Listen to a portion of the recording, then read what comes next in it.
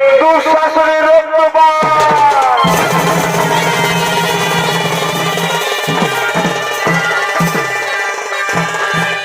এদিকে এদিকে সেই হস্তিনাপুরের সমস্ত রাজা প্রজা তারা সকলেই সেই হস্তিনাপুর রাজসভার দিকে আগমন করছে। বিশ্বদেব দ্রোণাচার্য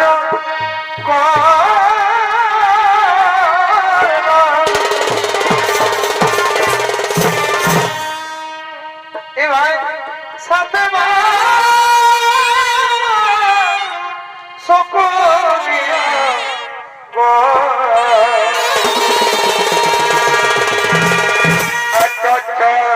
বিশ্বদেব দ্রোণাচার্য করে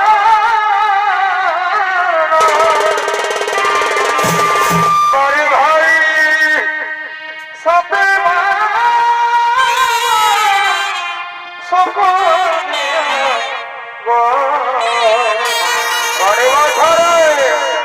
আজকে পাশা খেলাই রাজা এ ভাই পাশা খেলাই রাজা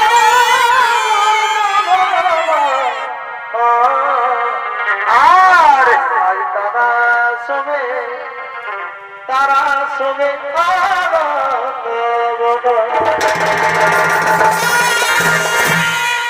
এ ভাই হস্তিনাপুর করে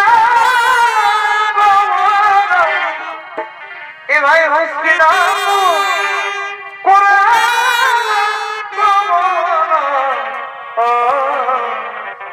আজ তারা শোবে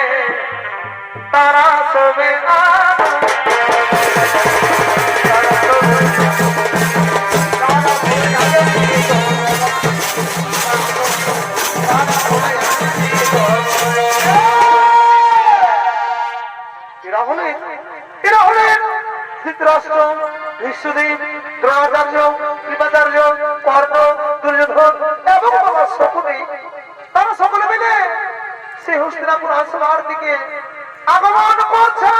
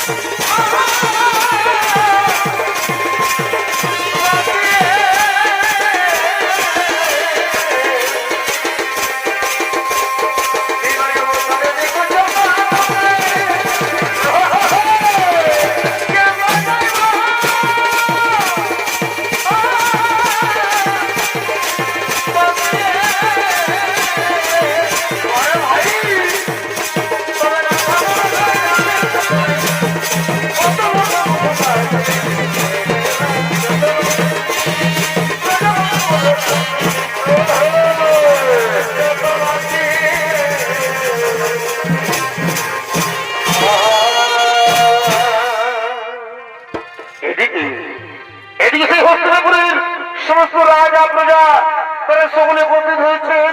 আর সঙ্গে সঙ্গে শকুনি বলছে,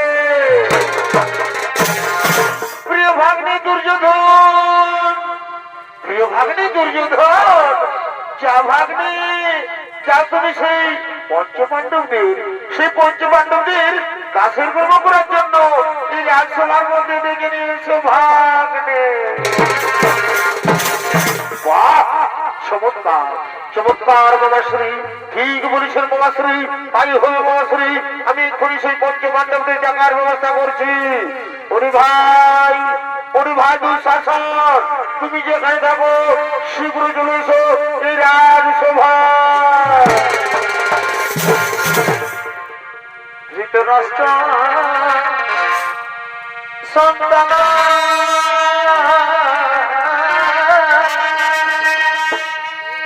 আরে নবে তোমার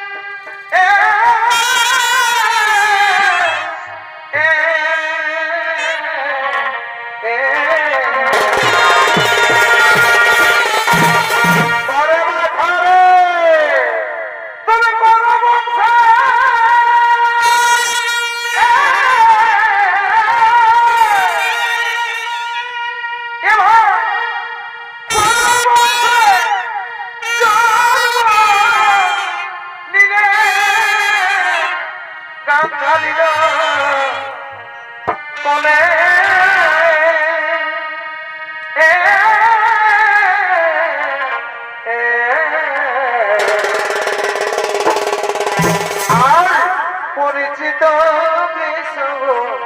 মন্ডলে মারে ভাই ওই যে বীরযোদ্ধা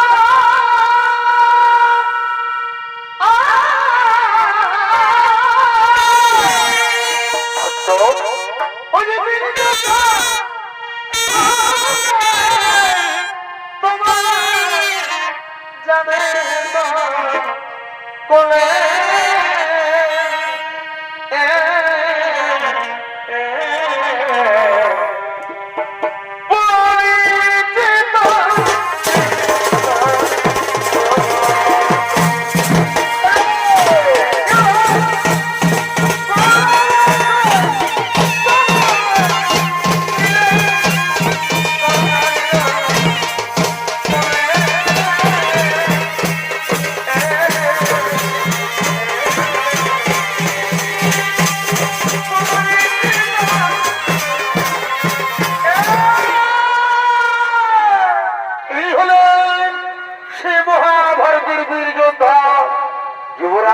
শাসন।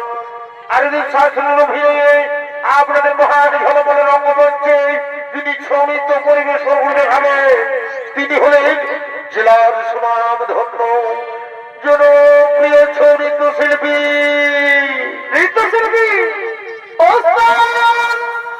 অসিত বরণ মাহাতো।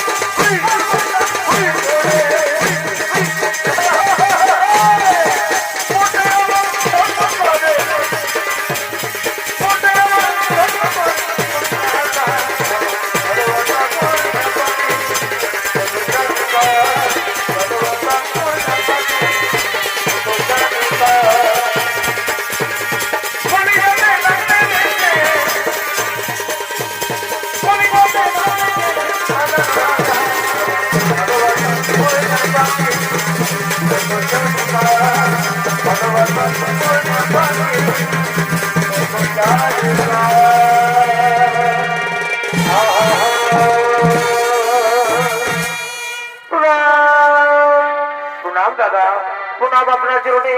বলুন কি জন্য আমায় ডেকেছে? বলি শোনো, শোনো দুঃশাসন, তুমি যাও ভাই, তুমি শীঘ্র চলে যাও সেই পঞ্চপাণ্ডবদের দাসের কর্ম করার জন্য এই রাজসভার মধ্যে ডেকে নিয়েছো ভাই, এই রাজসভার মধ্যে ডেকে নিয়েছো। দাদা, আমি আপনার দেশ অক্ষরে অক্ষরে করে পালন, আমি একটুখানি বিলম্ব করবো না, আমি চললাম সেই পঞ্চপাণ্ডবদের ডেকে নিয়ে আসার জন্য।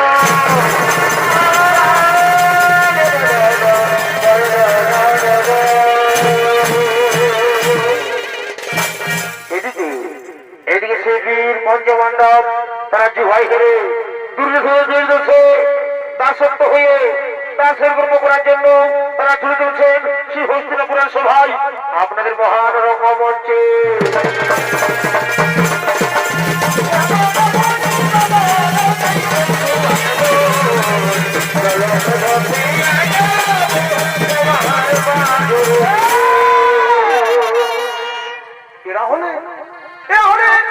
সেই মহাভারতে বীর পঞ্চপাণ্ডব তারা দুর্যোধনের নির্দেশে দাসের কর্ম করার জন্য সেই হস্তিনাপুর সভার দিকে আগমন করছে।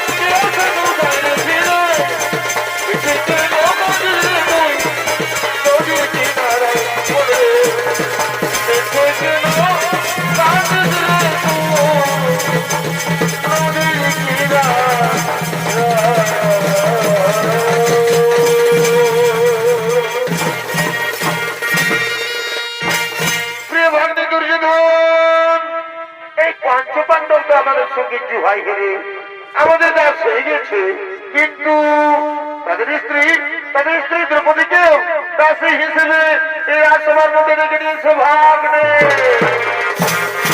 বাহ, চমৎকার চমৎকার বাবাশ্রী, ঠিক বলেছেন বাবাশ্রী, তাই হবে বাবাশ্রী, তাই হবে। প্রতিগামী তুমি শীঘ্র চলেছ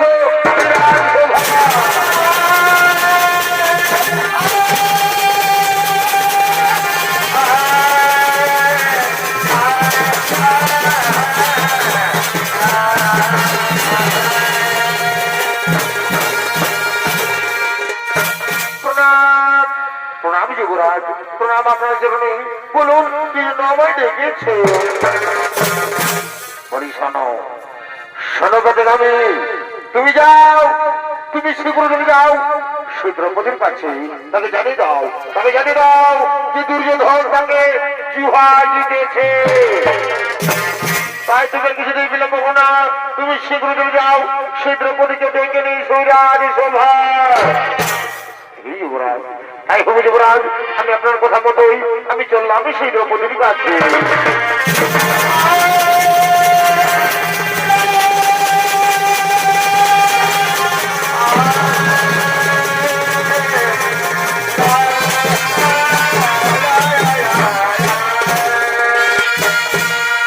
যুবরাজের জয় হোক, যুবরাজের জয় হোক, যুবরাজের জয় হোক।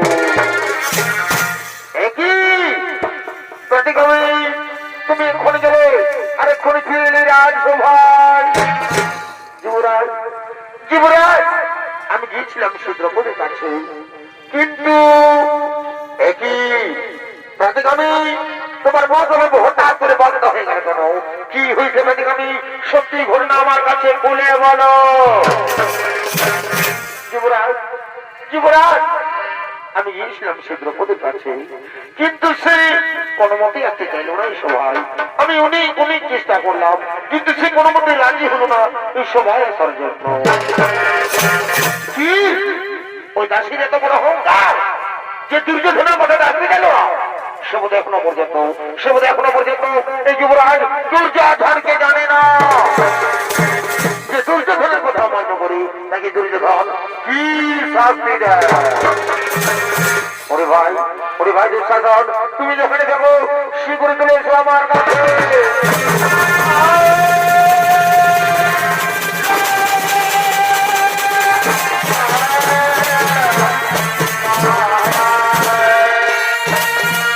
প্রণাম প্রণাম দাদা, প্রণাম তো বুঝো নেই, বলুন কি জন্য আমাকে আবার দেখেছো? হ্যাঁ দুঃশাসন, তোমাকে আমি আবার দেখেছি। তুমি কি জানো দুঃশাসন, সেই দ্রৌপদী নাকি আমার কথাটা আসতে জানে এই সবাই। আমি তার জন্য তোমাকে ডেকেছি দুঃশাসন, আমি তার জন্য তোমাকে ডেকেছি। দুঃশাসন, তুমি যাও ভাই, তুমি যাও, তুমি নিজে গিয়ে ওই অহংকারী নারী ওই দ্রৌপদী চুলে টানতে নিয়ে এসো ওই সভায়। তাকে জানিয়ে দাও যে দুর্যোধন তাকে জিহায় জিতেছে। এই দাদা, আমি তো পূর্বে বলেছি আমি একটুখানি আমি এখন দ্রৌপদী চুলে টানতে নিয়ে বলবো।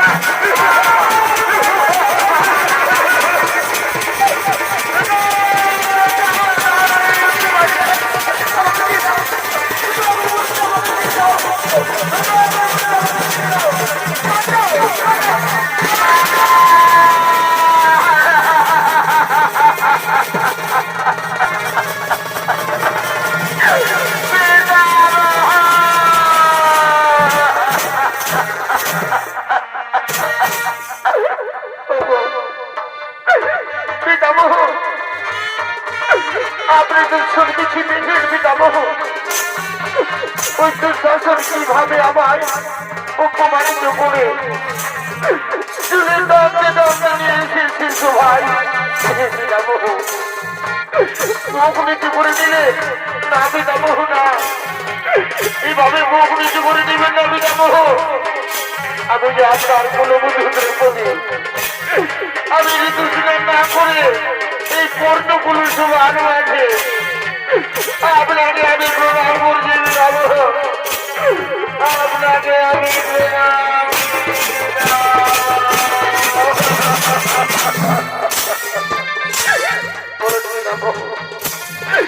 আমি কি অপরাধ করেছিলাম সেইভাবে আমার অপমান করা হচ্ছে এভাবে চুপ করে থাকবেন না আমার এই প্রশ্নের উত্তর দিন বিধাবহ আমার এই প্রশ্নের উত্তর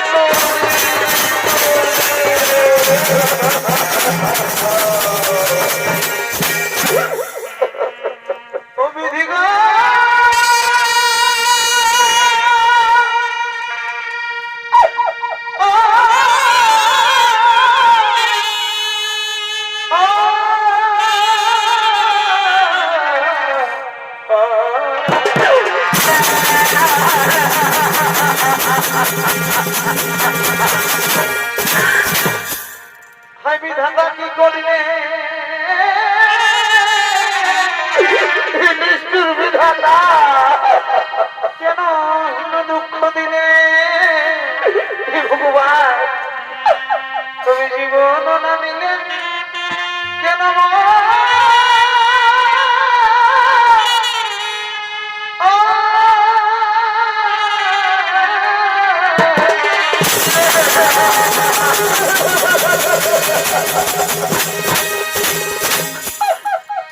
আমি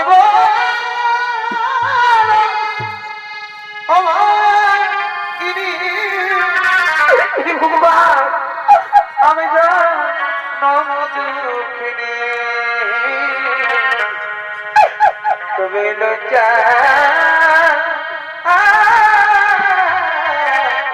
পড়িবার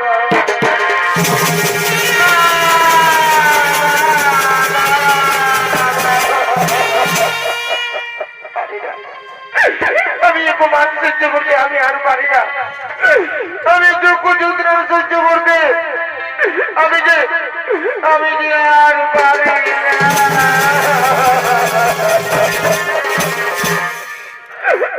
তবে বীর পঞ্চ পাণ্ডব আমার স্বামী আজকে মুখে সবদনা হিসেবে কি করলে ঠাকুর আজ কি দুর্দশা ঘটিল আমার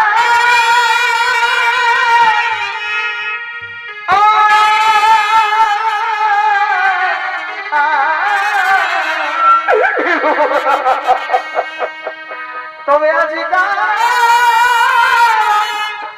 সবার মাঝে আমি বড় মনি লাগে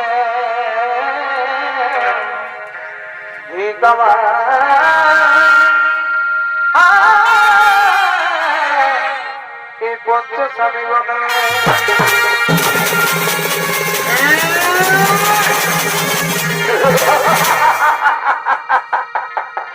কি বললে সুন্দরী তোমার এই পঞ্চপাণ্ডব স্বামী না না না না না না না না না শোনো সুন্দরী তোমার পঞ্চপাণ্ডব স্বামী তোমাকে রক্ষা করতে পারবে না তুমি কি জানো সুন্দরী তোমার এই পঞ্চপাণ্ডব স্বামী না আমাদের সঙ্গে জুহাই হেরে আমাদের দাস হয়ে গেছে আর জানো সুন্দরী তোমার এই পঞ্চপাণ্ডব স্বামী আর কি করেছে তোমার এই পঞ্চপাণ্ডব স্বামী না আমাদের সঙ্গে জুহাই তোমার বউ হেরে গেছে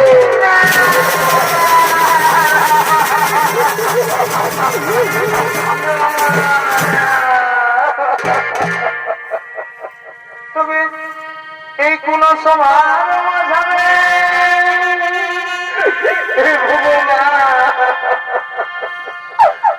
আমাকে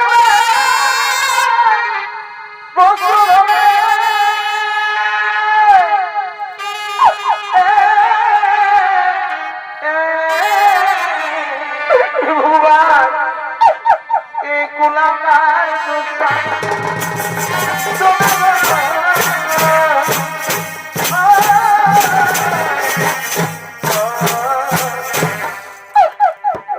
রক্ষা করো রক্ষা করো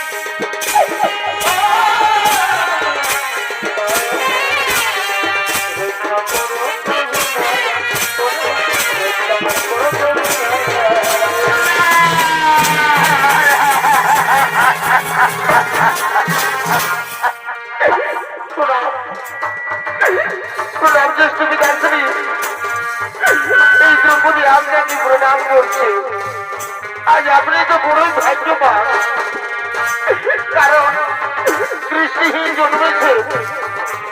আর আজ যদি আপনি দৃষ্টিহীন না হতে, তুমি ভগবান দুর্দশা দেখে, এই দ্রৌপদীর দুর্দশা দেখে আজ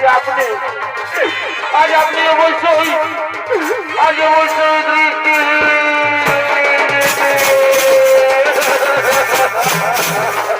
না পুত্রী না, তুমি আমাকে কথা বলো না পুত্রী, তুমি আমাকে কিছু বলো না জানা পুত্রী। কারণ ওই দুর্যোধন বাচ্চা খেলার সময় আমাকে কিছুই বলেনি, এবং ওই যদি ছিল বাচ্চা খেলার সময় আমাকে কিছুই বলেনি। তাই পুত্রী তুমি আমাকে আজ কিছুই বলো না পুত্রী, তুমি আমাকে কিছুই বলো না, তুমি আমাকে কিছু বলো না।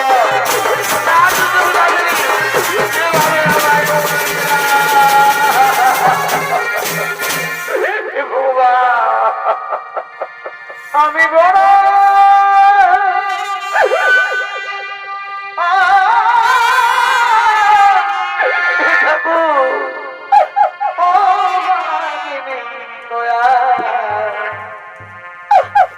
আমার দুঃখে সীমানা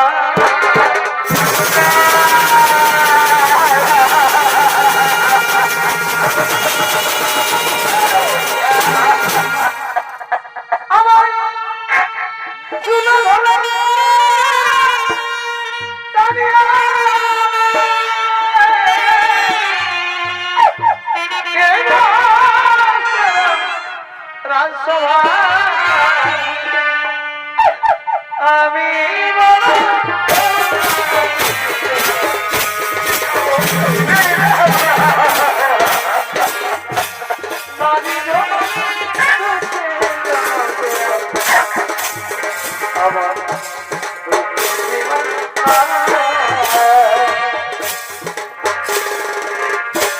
নারী জন দুঃখের জন কত যে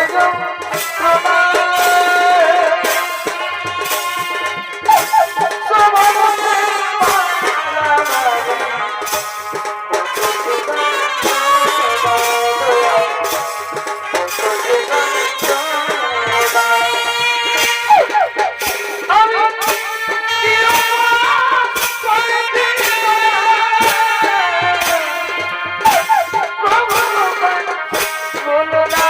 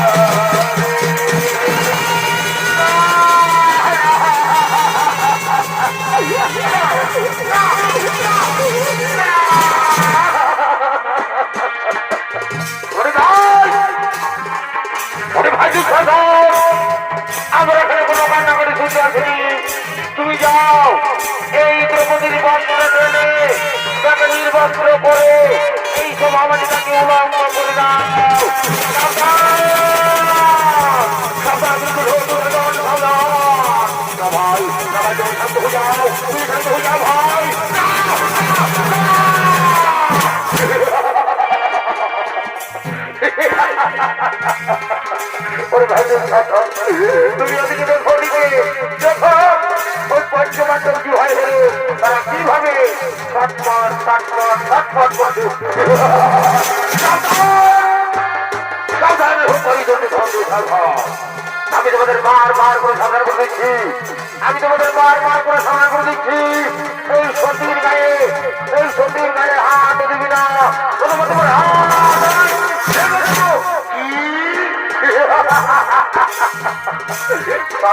কি বড় কথা, আর বলে কিনা হাত ভেঙে দেবে এই দুর্যোধনে।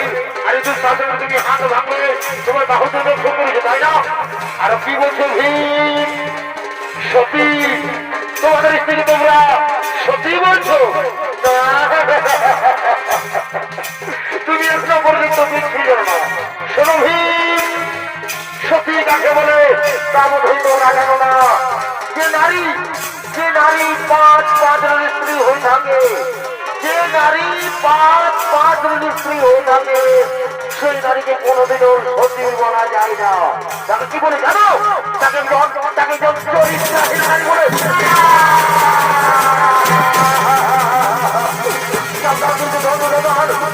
বারবার করে রান্না করে দিচ্ছি, বলে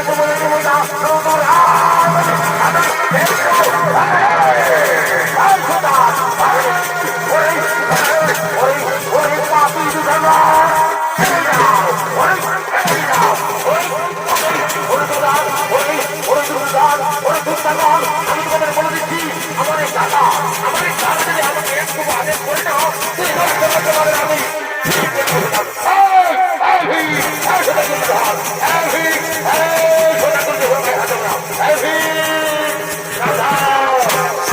তুমি কি এভাবে চটকার করছো?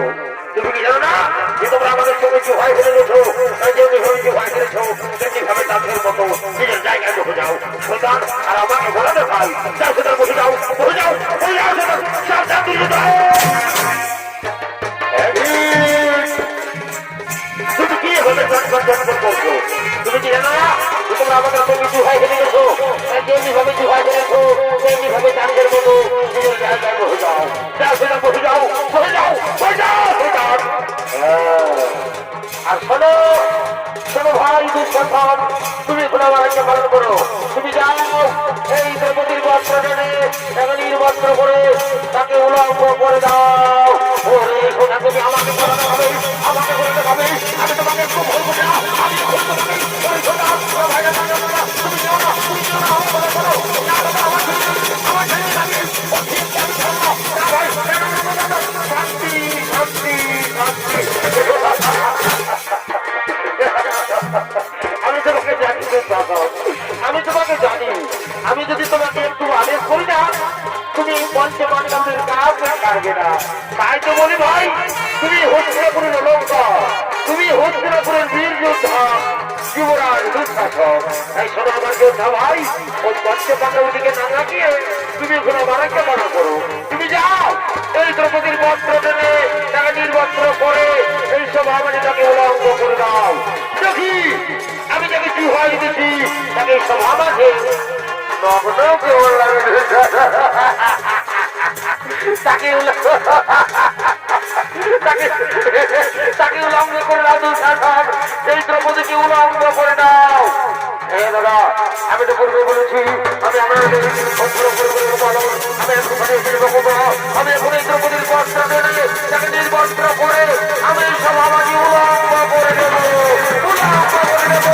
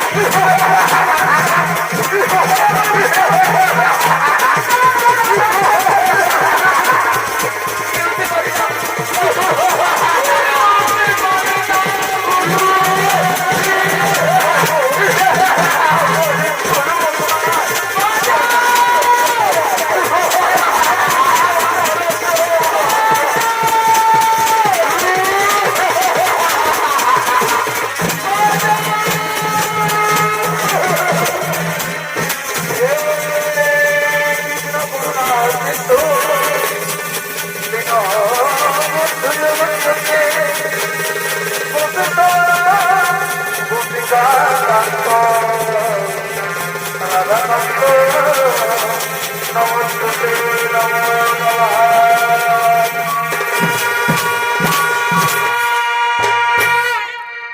শুধু দর্শক মন্ডলী, এদিকে দ্রৌপদীর বস্ত্র টানতে টানতে যুবরাজ দুঃশাসন সে মোহ হয়ে পড়ে যায়।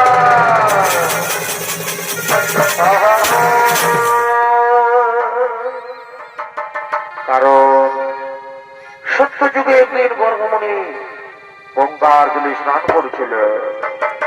এমন সময় সে বর্গমণি গঙ্গার জলে স্নান করতে করতে তার গায়ের বস্ত্র জলের মধ্যে ভেসে যায়। সেই সময় বর্গমণি সেই জলের মধ্যে উলঙ্গ অবস্থায় দাঁড়িয়ে রয়েছিল। তার বাঁচার কোনো উপায় ছিল না। সে লজ্জায় সে অপমানে কিছুতেই জলের থেকে উঠতে পারেনি। কিন্তু ভগবানের লীলা, এমন সময় সেখানে দ্রৌপদী উপস্থিত হয়। সেখানে দ্রৌপদী পৌঁছে দেখতে পাই যে গর্ভমণি জলের মধ্যে উলঙ্গ অবস্থায় দাঁড়িয়ে রয়েছে।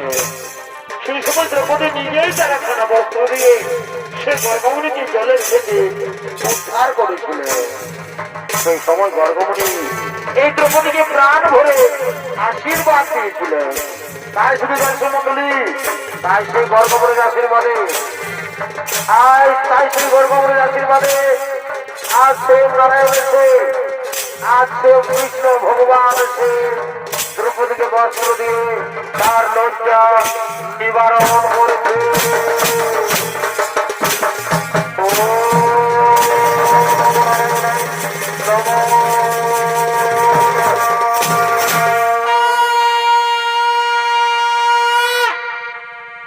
আর এদিকে সেই দ্রৌপদী কাঁদতে কাঁদতে হস্তিনাপুর নারেশ মহারাজ ধৃতরাষ্ট্রকে বলছে,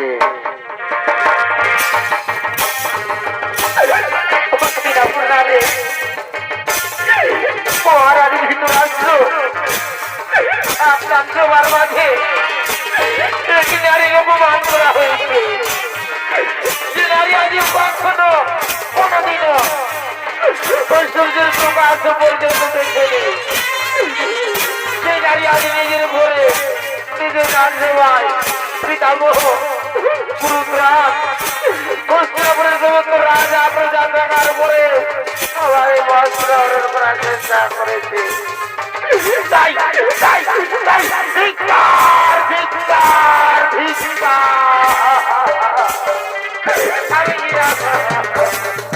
আমি জিনা বলি জিনা করিয়ে যাবাকে,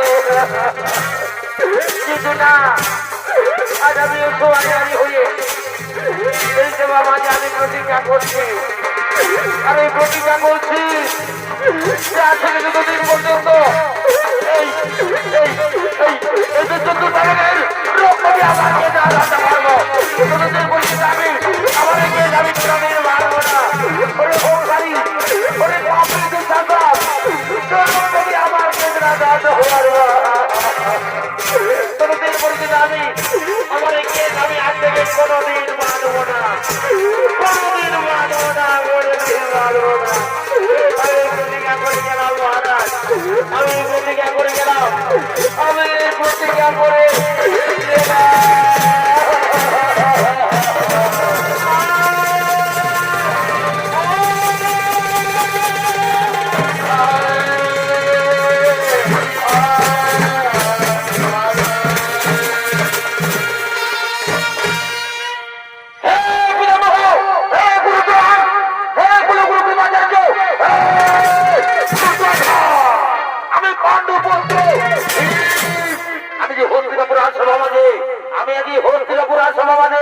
আমি প্রতিজ্ঞা করছি, আরে প্রতিজ্ঞা করছি যে আজ থেকে যতদিন পর্যন্ত এই অহংকারী, এই পাপী, এই বিষ্ণু সরকার আমি না করতে পারি, ততদিন পর্যন্ত আমি আমার পূর্বপুরুষের আমি কোনোদিন মুখ দেখাবো না, আমার পূর্বপুরুষের আমি কোনোদিন মুখ দেখাবো না।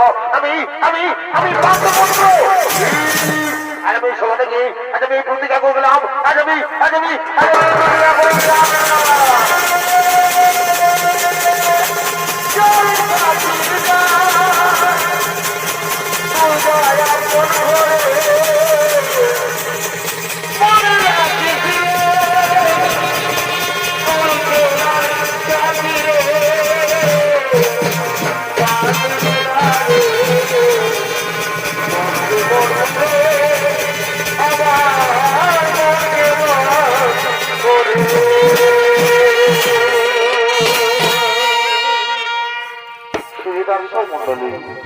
এটি হচ্ছে বীরগঞ্জ মণ্ডপ। তারা দুর্যোধনের নির্দেশে 1 বছর জ্ঞানবাস এবং 12 বছর বনবাসে চলে যায় এবং তাদের জ্ঞানবাস এবং বনবাস পূরণ হয়ে যায়। তারপর এইদিকে কৌরব পক্ষ আর অন্যদিকে পাণ্ডব পক্ষ, তারা সকলে চলেছিল যুদ্ধ করার জন্য। সেই রণভূমির দিকে আপনাদের মহান রঙ্গমঞ্চে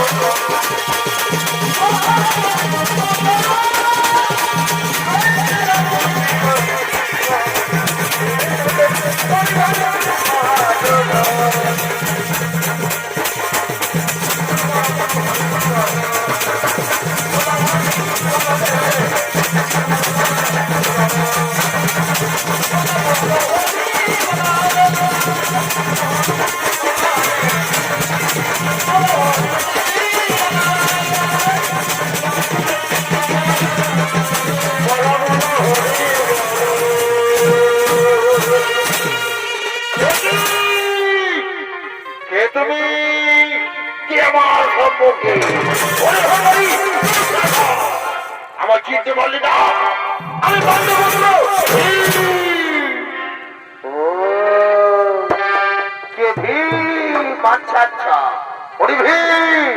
আমি রণভূমিতে না তোমাকে এদিকে ওদিকে খুঁজে বেড়াচ্ছিলাম।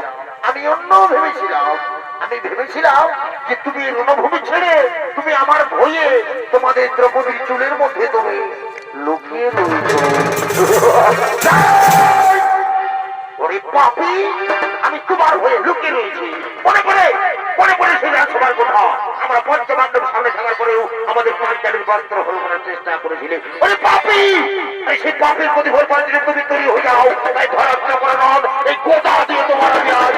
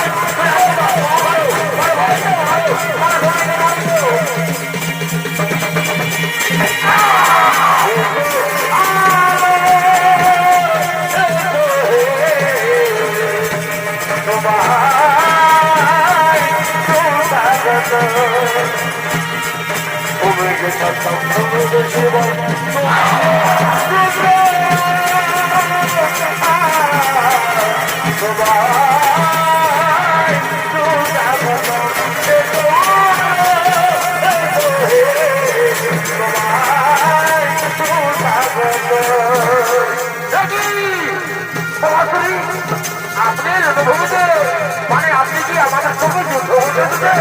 না তোমাদের যদি আপনি ভুল করে দিতেন তাহলে ফিরে যান তোমাদের আমরা আজকে আপনাকে ছেড়ে না তাই আপনাকে বলছি তোমাদের আমরা আপনার সঙ্গে যুদ্ধ করতে চাইনি আপনি ফিরে যান আপনি ফিরে যান না দেখি মন খেতে দাও এই পাপি তোমাদের আপনি ফিরে বলছেন দাদা আমার বহুদিনের ভূমিকা রয়েছে আমি যুদ্ধ করবো না আমি যুদ্ধ করবো ওই পাপি তোমাদের ওই ছোটার তোমাদের চলে এসো মাল হয়ে যাও এ ভাববে চলে এসো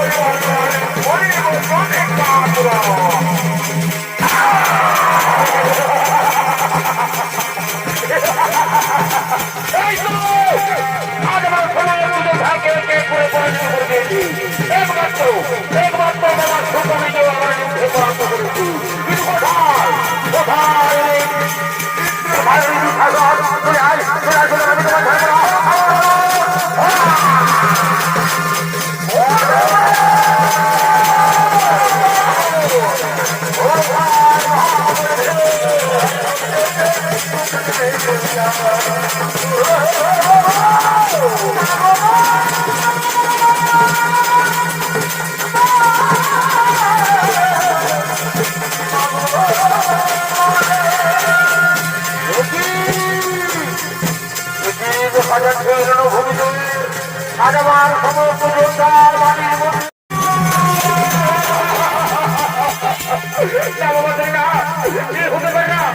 আপনার মতো যোদ্ধা বাড়ির মধ্যে আপনার মতো বুদ্ধিমান বাড়ির মধ্যে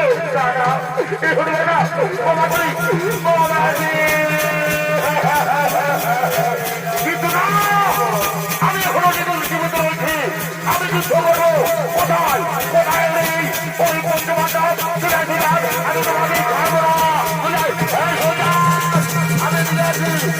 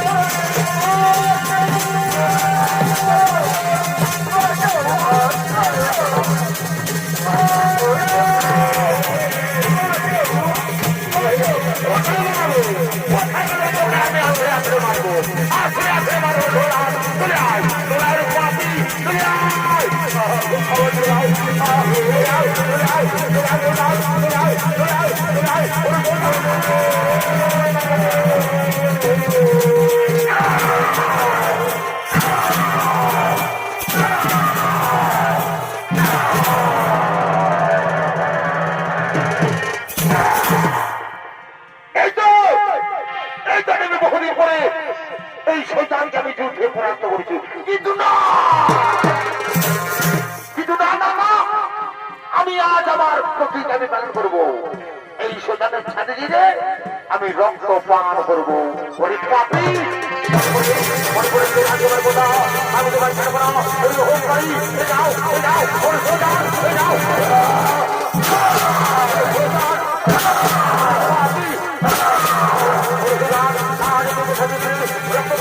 রক্ত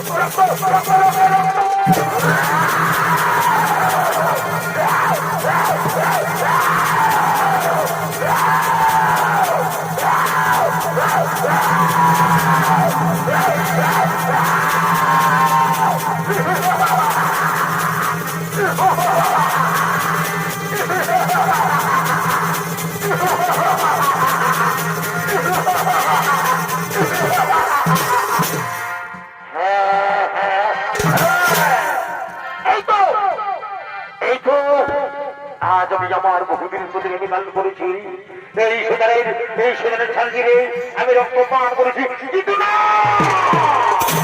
কিন্তু না না না না না না আমার আরেকটি প্রতিজ্ঞা রয়েছে সেই প্রতিজ্ঞা হলো আমাদের পাঁচকালী আমাদের দ্রৌপদী সুরার সবাই প্রতিজ্ঞা করেছিল কিন্তু যুদ্ধের রক্ত দিয়ে তাকে ধন্য করবে কিন্তু না কিন্তু না না না আমি একটুখানি বিলম্ব করবো এই সেদারের ছাড়িয়ে আমি রক্ত নিয়ে যাবো আমাদের দ্রৌপদীকে ধন্য করার জন্য পরিষেদান আমি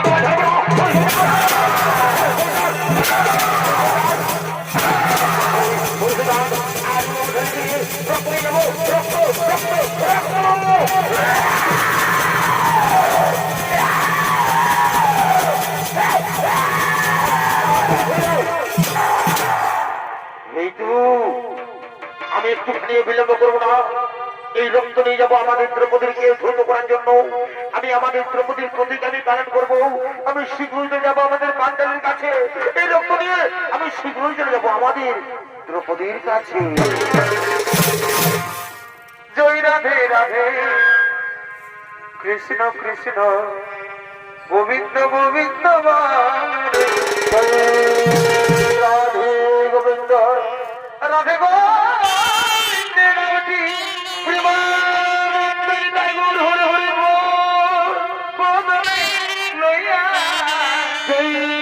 রাধে গোবিন্দ রাধে